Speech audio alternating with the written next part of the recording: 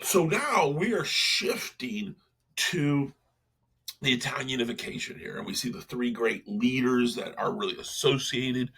To the left, we have Mazzini. To the center, we have Cavour. And then to the right, of course, we have the great Garibaldi. And we'll talk about these three guys as we walk through. My hope is that we can do this all in one lecture. Let's see what we can do. All right. So when we look at the early Italian developments from 1815 to 1848, we know that the Congress of Vienna really quashed any hope of unification, right? Where Napoleon's invasion had sparked an idea of Italian nationhood. At the Congress of Vienna, Metternich he dismissed Italian nationalism as Italy was only a geographic expression.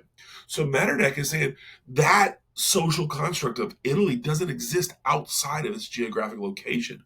So again, really fits into Metternich's anti-nationalist view. And then we look at the idea of the Italian revolutions of 1848. They're going to be ultimately destroyed by the Austrian forces. And this is a painting of they call it the 5 Days of Milan, but there's great romantic hope that Italy was going to unite, freeing itself from Austrian domination. But we already know how that plays out. We know how Franz Joseph utilized the leverage he gained from Nicholas the First coming in and helping out, and he was able just to wipe them out.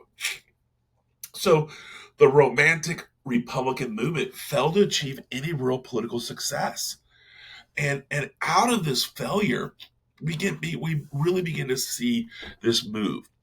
And this terminology, the Risorgimento, which is the struggle for Italian unification, really this movement is really pinned to the idea that the Italians, this is a romantic idea that the Italians have been suppressed by foreign forces. And it's really going to be led by a group called Young Italy. And for me, the Young Italy seems to be kind of like the Sons of Liberty of the American Revolution. Young Italy was a group of thinkers and fighters who really attempted to create print culture pamphlets to really create a national identity. And Young Italy was led by Giuseppe Mazzini, and he published his duties towards your country in 1858. This is a romantic element in which he declared that really the Italian's first duty was to die for his country. And we see that secular nature of nationalism where it's not about being Catholic anymore, it's about being Italian.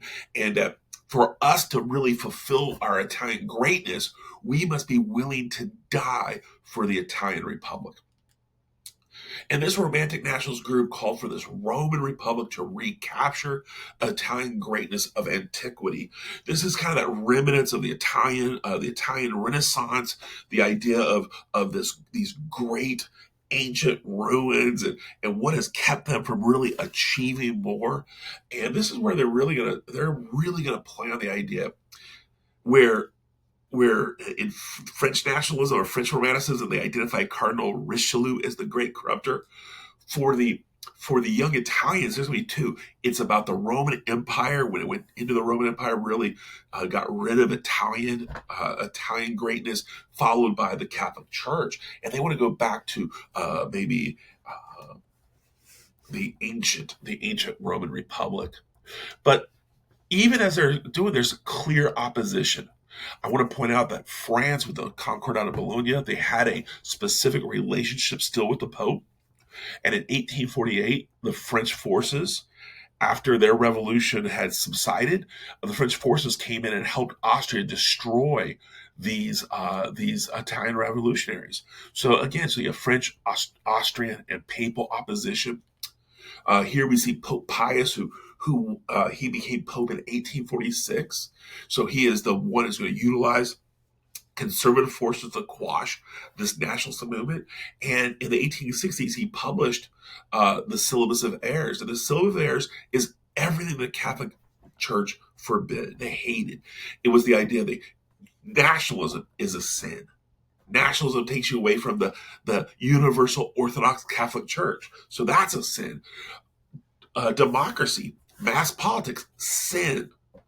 uh, labor unions said it because he was a reactionary pope who utilized his church to dominate. And again, syllabus of errors, it really caused a division. Can an Italian be supportive of unification as well as a Catholic? So this is really going to polarize the Catholic Italians. They don't know where their loyalties lay. Am I Italian? Am I Catholic? Can I be both? And this is where Mazzini's young Italy really is attempting to forge a new identity. So to finish that thought that you see there, Mazzini's Italy, young Italy, attempted to forge a new national identity that would overcome the opposition. And how do they do this? Well, Piedmont becomes the center. We know about Piedmont. Piedmont is going to be the kingdom to the north, right on the border of France as well as Sardinia. And this kingdom of Piedmont is going to be Victor Emmanuel II. He becomes the new king at the outcome of the revolutions of 1848.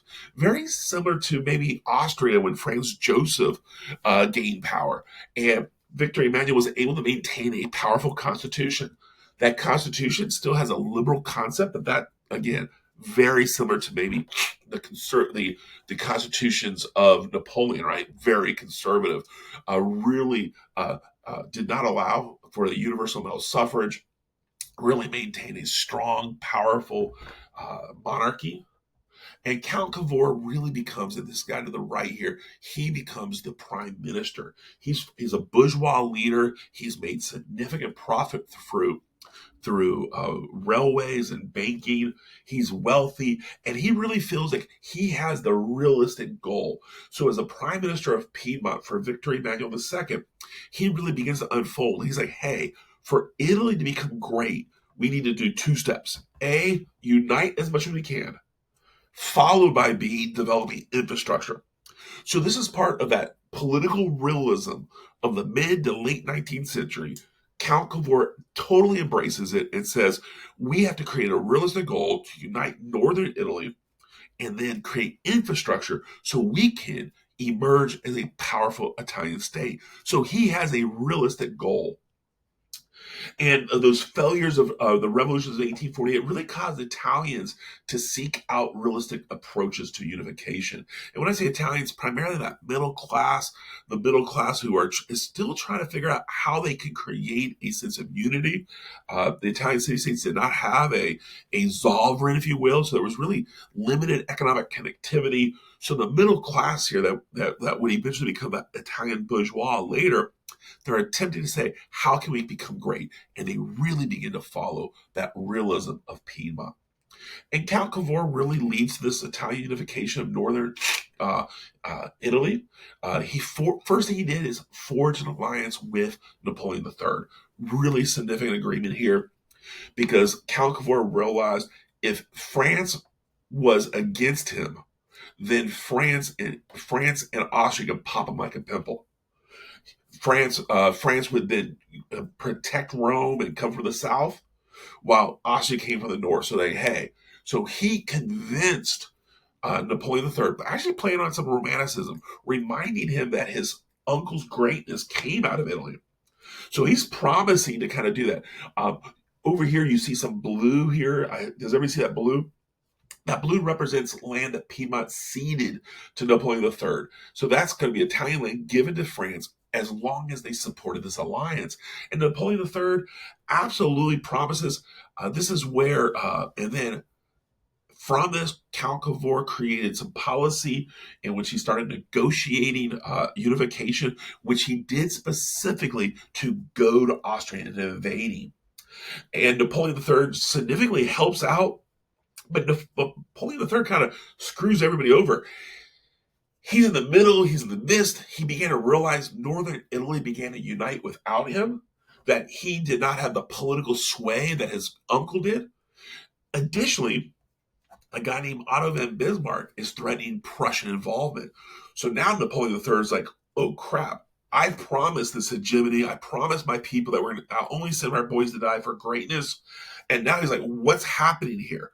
So he actually inexplicably withdrew, humiliating France. And that's going to challenge that whole idea about who they are. And this is the outcome. So this is the Austro-Piedmont War. We see that Napoleon leaves, and the outcome of the Austro-Piedmont War is that northern Italy is united. And if you see this map, it's going to be a yellowish color. And I want to tell you that fuchsia or purple, that's Venetia. That was a goal. Cavour really hoped to gain that, but when Napoleon III withdrew, Cavour had to negotiate with Austria, and that's why Venetia remained part of Austria. So Venetia remained part. So again, Cavour is successful, does unite northern Italy through the Austro-Piedmont War. He forges that agreement with Napoleon, only for Napoleon to withdraw, but he does gain some victory. This is where everything is kind of shifty. Northern Italy, though it's quote unquote united, it's still not permanent, right? It's brand new. It's like an infant baby. What's going to happen? And this is where a guy named Garibaldi is a romantic Republican. He loves revolution. He's actually a career revolutionary. He actually makes a living going to fight alongside Bolivar and the others in Latin America, Martin. He is a heroic character. If you really wanted to kind of follow him along, read about him, you just go to the Wikipedia page and just kind of read about his biography. It's totally crazy. He led the group, this revolutionary group called the Red Shirts. This is a portrait of him. I love this piece. I just, it's so romantic. Here you see Garibaldi holding the tricolor of Italy. He's larger than life. Look at the background. You see ships. You see the ocean. He's bigger than that. And then you see kind of the other red shirts who are minimal, because though the red shirts are this emotional group for Italian unification, it's Garibaldi who is their great unifier, their great leader. And I want to point out his beard. I'm a little jealous. I'd love to have that beard. But what he does as he hears rumors of the Austro-Piedmont War, he is excited and he brings his red shirts and invaded the Kingdom of Two Sicilies. He believed this was the moment for him to return home and help unite this great romantic republic. After he defeated Sicily, went into Naples, gained victory, he is now on his way to march to Rome. And this is going to trigger Cavour. Cavour's like, oh crap, if Garibaldi and the Red Shirts invade Rome, that would cause the French forces to come and protect the Pope, which then would undo everything he had attempted to gain. So Cavour quickly acted. He sent the Piedmont's army to invade the northern parts of the Papal States. He's not going to invade Rome. He's going to stay well away from Rome, but he's going to invade the Adriatic coastline. And as he invades them, he outflanked Garibaldi and prevented Garibaldi of entering Rome. The industrialized Piedmont army caused Garibaldi to surrender to Victor Emmanuel II, because for Garibaldi, it was more important to unite Italy than his personal goals. So a conservative Italian kingdom was established under the leadership of Cavour and Victor Emmanuel. I love this political cartoon. The gentleman standing with the cool mustache, that's Victor Emmanuel II. The gentleman with a blousy shirt, that's a red shirt, that's Garibaldi. And Garibaldi is giving them the boot, right? That the southern part of the boot. Garibaldi united southern Italy and is now, in his defeat to Cavour, is giving the boot to Piedmont. Such a great image, really tells us as he's submitting to these conservative forces. We see that element. But Cavour's victory is short-lived. What happens here? Within months of his success, Cavour unexpectedly died of a heart attack. And as he died, it gave a window of hope for the Romantics. Look at this in 1861. two significant areas of Italy are not part of Italy. You see the darker brown, which is the Roman area, and then the blue is Venetia. So now all of a sudden, after 1861, with the realistic Cavour dead, he is not able to build the infrastructure that he had hoped for. The Romantics emerge and say, why is Italy not great? Oh, we have an idea. We don't have Venetia. So now they're willing to go fight because they believe Italian greatness will occur when they get to Venetia. Well, in 1866, they join Prussia and actually get destroyed. The secondary Austrian forces absolutely win every battle against the Italians. And yet, because Prussia dismantled Austria, they're going to gain Venetia. They being Italy. So now Venetia. And so in 1866, we're great. You see the map here. Are we great? No, we're not great yet. What do we need?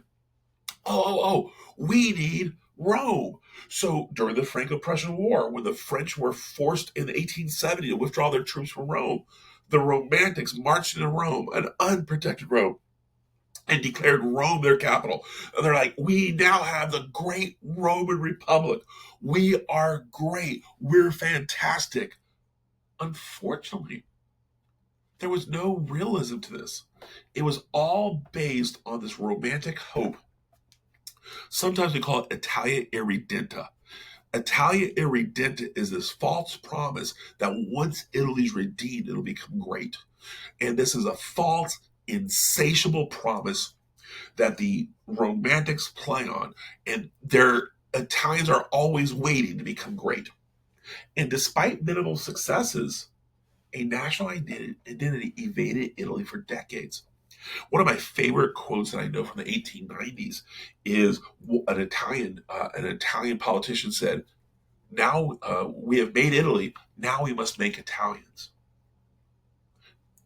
Think about that. We made Italy. Now we must make Italians, because the Italian people were not convinced that they were a nation state. They were not convinced that Italy was something to be great. So now we're going to see how that all plays out. That Italian Irredenta that we're going to talk about later really plays a role. We're going to see Italy go into World War I with false hopes, and then that's going to lead them into World War II with false hopes, and the inability for them to really gain any true identity. And I hope that makes sense.